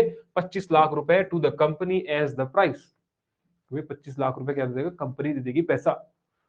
हमने जो रीजन जीता था जम्मू कश्मीर, हमने पहले देखा था, वो रीजन जीत लिया था, तो हम क्या करेंगे? उसको दे देंगे गुलाब सिंह को, तुमको मिल जाएंगे 75 लाख रुपए कंपनी को। बाद में जाकर के as a separate treaty was formalised on 16 March 1846 for the transfer of Kashmir. तो इसके बाद एक अलग भी ट्रीटी होती है, उस ट्रीटी के अनुसार ये वाला क्षेत्र जो है वो गुलाब सिंह को दिया जाता है। गुलाब सिंह कितने पे करेंगे? 75 लाख रुपए। Consequently, in 1846, the hill seats of the Kangra, Nurpur, Guler, Jiswan, Datarpur, Kullu, Mandi, and Lahaul Spiti came under the direct control of the Britishers. वैसे ही अब बाकी का जो क्षेत्र था, जो भी सिखों के अधीन था पहले, वो सारा क्षेत्र इनके अधीन आ जाएगा। तो ये आपके हिमाचल से रिलेटेड हो गया फिर, क्योंकि हिमाचल का क्षेत्र जो था 1846 के आसपास, क्योंकि 1845-46 में तो बैटल हो चुकी है, वॉर हो चुकी है, फर्स्ट एंग्लो सिख वॉर। तो उसके बाद जितना भी पहाड़ी क्षेत्र सिखों के अधीन था, वो किसके अधीन चले जाएगा? ब्रिटिशर्स के अधीन। तो उसमें देखेंगे आपके Kangra, Nurpur, Guler, Jaswant, Tarpur, Bandi, Kullu, Lahaul Spiti came under direct control of the britishers, which is important. Exam में पूछा गया है, प्रीलिम में पूछा गया है, मेंस के लिए तो खैर क्वेश्चन लंबा बनेगा। उसके बाद होती है एक ट्रीटी ऑफ भैरोवाल। भैरोवाल 1846 में, अगर याद रहती है तो ठीक है, नहीं रहती है तब भी कोई दिक्कत वाली बात है नहीं। अब जो सिख थे, as per the Sikh were not satisfied with the treaty of Lahore over the Kashmir issue, उन्होंने कहा कि भाई हम इससे खुश है नहीं। अब उन्होंने क्या कर दिया? They rebelled against the Britishers. In December 1846, the Treaty of Bhairwal was signed. Under this treaty, Rani Jindan was removed as regent. इस ट्रीटी में क्या कर दिया गया? कोई अच्छी बात तो ऐसी हुई नहीं, रानी जिंदान को ही रिमूव कर दिया गया, जो अभी तक राजा का संरक्षण कर रही थी। अब इससे जो सिख लोग हैं वो परेशान हो जाएंगे, वो कहेंगे भैया ये तो बात बनी ही नहीं। यही रीजन बन जाएगा फिर अगली रिवोल्ट का, दूसरा ह्यूमिलेशन। जो ह्यूमिलेशन फेस हुई है, 1 करोड़ रुपए पे करना पड़ रहा है, ये रीजन हमको अंग्रेजों को देना पड़ रहा है, तो उससे ह्यूमिलेशन तो आएगी ही। आपको कह देंगे, आपको अगर कोई कह देगा कि भैया आप तो मान लीजिए आप किसी के साथ लड़ गए, ठीक है, बहुत ऐसे चले, लात घूसे चल पड़े और आप उसमें हार गए। आपको अब कह दिया कि भैया आपको ये खेत देना है, ये खेत भी देना है अपना, और साथ ही साथ में आपको 1 लाख रुपए भी देना है। बोले भैया 1 लाख रुपए भी देना है, कहाँ से लाएंगे? पैसा तो है नहीं, किससे उधार लेना पड़ेगा, इधर उधर से पैसा लेना पड़ेगा। ये सब चिंता चलेगी आपके दिमाग में। तो किसी ना किसी दिन ऐसा भी तो आएगा कि अगली बार इसको अच्छे से मारेंगे। ऑब्वियस सी बात है ना, आएगा कहीं ना कहीं। बोले होगा ही क्या, क्या ही होगा ज्यादा से ज्यादा, 1 लाख रुपए देना पड़ रहा है हमको, अपने खेत इसको देने पड़ रहे हैं, इससे अच्छा है खत्म ही कर देते हैं, है ना। खत्म तो नहीं करना है, खैर मतलब ऐसी भावना है कि in December 1846 the treaty of Bhairowal was signed, और रानी जिंदान को रिमूव कर दिया गया। A council of regency for Punjab was set up consisting of 8 Sikh leaders preside by British resident sir Henry Lawrence. Sir Henry Lawrence को अपॉइंट कर दिया गया, रानी जिंदान को रिमूव कर दिया गया। 8 सिख लीडर थे, लेकिन उसके ऊपर कौन है? British resident sir Henry Lawrence. Following hill chiefs got success in thrashing out Sikhs from their territories. अब क्योंकि ज्यादा कंट्रोल रहा नहीं सिखों का पहाड़ी रियासतों पर, पहाड़ी राजाओं पर ज्यादा ये नहीं रहा, जोर नहीं रहा, या उनका उनके अधीन वो रहे नहीं अब, क्योंकि वो सिखों का डिक्लाइन शुरू हो चुका है। तो Shamsher Singh of the Guler raised the force and turn six out of the Haripur fort. जहां पर थे पहले सिक्स फोर्सेस, तो शमशेर सिंह ने कहा कि भैया भाग जाओ यहाँ से। Bir Singh of Nurpur attempted at the cost of the life and to vacate the fort of Nurpur, उन्होंने खाली कर दिया। रानी Marian Pal of the Kutleher expelled the Sikh and captured all the forts except Kamlagarh, free only, which was free only after the war was over. तो लड़ाई के बाद इसको वो कर पाए, उसको हासिल। Raja Suket sent a confidential agent Pandit Sibu to support the britishers. तो ये फर्स्ट बैटल की बात हो रही है अभी तक भैया। उस टाइम पीरियड में ये जो सिख थे, इन्होंने उस दौरान ये अपने आप को इंडिपेंडेंट घोषित करने में सक्षम रहे थे, कहने का मतलब ये है। सेकेंड एंग्लो सिख वॉर 1848-49, अब सेकेंड है देखो। During the period of governor general lord Dalhousie के टाइम पीरियड में हुआ। It resulted in the annexation of the Punjab by the British and the fall of the Sikh empire. Fall of the Sikh empire और Britishers के अधीन सारा का सारा सिख एम्पायर, यानी कि जितना भी सिखों के अधीन जो पहाड़ी क्षेत्र था वो भी अब ब्रिटिशर्स के अधीन हो जाएगा। वैसे तो पहले हो ही चुका है। The defeat of the first Anglo Sikh war and the treaties of the Lahore and the Bhairowal were humiliating for the Sikhs. ये पहले जो ट्रीटी की थी हमें हमारे लिए तो ह्यूमिलेटिंग थी, हमसे तो पूछा भी नहीं गया कि इस ट्रीटी में होगा क्या, हमसे वो चीज कंफर्म नहीं करवाएगी, लेकिन तुमने तो ट्रीटी करवा दिया। तो उससे वो ह्यूमिलेशन उनको फील हुई और रानी जिंदान को ऐसे प्रॉपरली ट्रीट तो किया भी नहीं गया था, उनको निकाल दिया गया था और 8 सिख लीडर को अपॉइंट कर दिया गया था और सर हेनरी लॉरेंस को उनका हेड बना दिया गया था। She was removed from Lahore as a resident and on conspiracy charges against the British resident and was sent to Banaras as a prisoner. उनको प्रिजनर भेज दिया गया था। Multan was part of Sikh kingdom captured by the Maharaja Ranjit Singh 1818 में जो कैप्चर कर दिया गया था मुल्तान वाले इलाके को। हमने देखा था कि मुल्तान वाले इलाके पर वो चले गया था वहां तक। अब Hindu viceroy Diwan Mulraj was the governor of Multan. After the end of the First Anglo-Sikh War, Diwan Mulraj behaved independently. In 1848, Mulraj resented Lahore's court demand for the increased tax resentment and revenues. Sher Singh was sent to suppress the revolt, but he himself joined Mulraj, leading to the mass uprising in Multan. The news led to the unrest in Punjab, and many Sikh soldiers joined the revolt against the Britishers. समझ आया? नहीं आया, कोई बात नहीं। हमने कहा कि मुल्तान वाला जो इलाका था, मुल्तान वाले इलाके पर कब्जा कर दिया गया था महाराजा रंजीत सिंह के द्वारा 1818 में। वहां पर अब जाकर के एक दीवान जिनका नाम था दीवान मुलराज, वो गवर्नर थे मुल्तान के। अब क्या हुआ कि जब थोड़े समय के बाद दीवान मुलराज थोड़ा सा इंडिपेंडेंट उसने घोषित कर दिया कि हम इंडिपेंडेंट है। तो जैसे ही उसने ऐसा घोषित किया कि हम इंडिपेंडेंट है और रेवेन्यू वो ज्यादा लेने लगा, बात ब्रिटिशर्स तक पहुंची। इसने रिवोल्ट कर दिया मुलराज ने ब्रिटिशर्स के खिलाफ। अब एक तरफ मुलराज, दूसरी तरफ सिख तो अटैक करना ही चाहते थे, तो मुलराज और सिख ये दोनों आपस में इकट्ठे हो गए। तो हम भी तो कर लेंगे साथ साथ में, दो जने एक से बना दो, तो दोनों किसके खिलाफ में? ब्रिटिश के खिलाफ में। तो दो आमने सामने हो गए। अब result of the second Anglo Sikh war, obvious सी बात है कि दोनों को हारना ही था। 29th of March 1846-49, Governor General Lord Dalhousie annexed Punjab into the British Indian Empire. Dalhousie was recognized for his services in an annexation of the Punjab, given the thanks of the British Parliament, and promoted to the Peerage of the Muskeries. ये उसको award दिया गया था, कहा जाता था फिर मस्करीज ऑफ द पेरिजी एस मार्किस, अच्छा marquis of Dalhousie. Maharaja Dalip Singh, who was 11 year old, was pensioned off to England और रानी जिंदान को फिरोजपुर ले जाया गया। द फेमस कोहिनूर डायमंड वो भी ब्रिटिशर के हाथ में चले गया। Acquired as a part of the Treaty of Lahore after the Second Anglo-Sikh War, the British set up a 3-member board to govern Punjab. The board consists of John Lawrence, Henry Lawrence and Charles Munsell. याद रहता है, ठीक है। अब ये है second Anglo Sikh war की कहानी। ज्यादातर जो हिमाचल से रिलेटेड है वो फर्स्ट एंग्लो सिख वॉर वाली है। During the second Anglo Sikh war, chief of the Kangra hill state supported internally and outwardly Sikh and revolted against the britishers. तो सेकेंड एंग्लो सिख वॉर में हम देखते हैं कि ब्रिटिशर्स जो पहाड़ी राजा थे जैसे कि कांगड़ा हिल स्टेट है, उनके द्वारा हेल्प की गई थी ब्रिटिशर्स की। After the second Anglo Sikh war, Himachal can be seen in two part as one, दो पार्ट में देखा जा सकता है हिमाचल प्रदेश को। पहला शिमला हिल स्टेट में, दैट वाज ग्रांटेड सनद आफ्टर एंग्लो सिख वॉर, जिसको अलग अलग आप देखते हैं अलग अलग क्षेत्रों में शिमला हिल स्टेट में अलग अलग राजाओं को क्या दिया गया? सनद दी गई, है ना। आप देखेंगे 1846 में ज्यादातर जो सनद दी गई वो 1846 के बाद ही दी गई। चेक कीजिएगा कि सनद कब कब दी गई है, तो 1846 के बाद दी गई। तो एक फेज तो वो हो गया कि शिमला हिल स्टेट जो था, जो भी शिमला हिल स्टेट्स हैं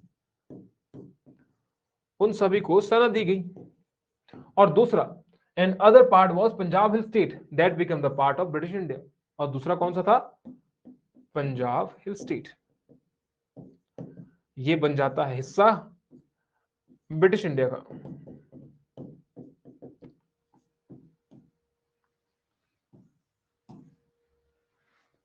British India and Punjab was a state of the area, उसमें Kangra, Kullu, Lahaul Spiti and became the Kangra sub division. इनको बाद में जाकर के कांगड़ा सब डिवीजन बना दिया जाता है। लाहौल स्पीति अलग होता है, कांगड़ा अलग होता है, कांगड़ा से बाद में उन्ना हमीरपुर अलग होता है। कहानी खत्म, है ना। हिमाचल का गठन।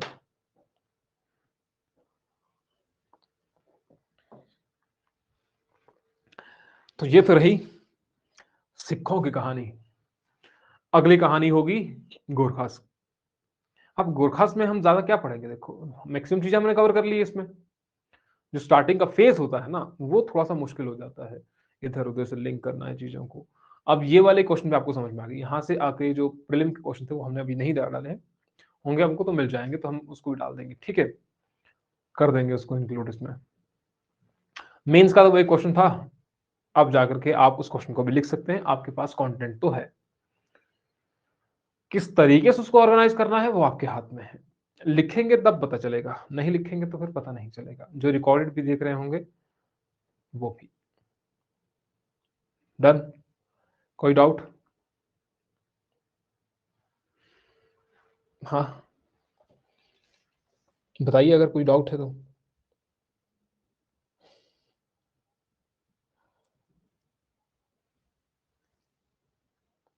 नहीं, कुछ भी डाउट नहीं है।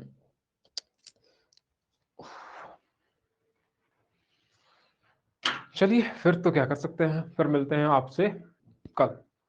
पढ़ करके आना है कल। और कल हम गोरखास वाली जो कहानी है, किस तरीके से उनकी एंट्री होती है, किस तरीके से, मैक्सिमम कहानी आपको पता है, खैर उसको एक ऑर्गेनाइज वे में पढ़ लेंगे फिर। चलिए ठीक है, फिर मिलते हैं आपसे कल। Good night. Good night, good night, good night. Okay, good night.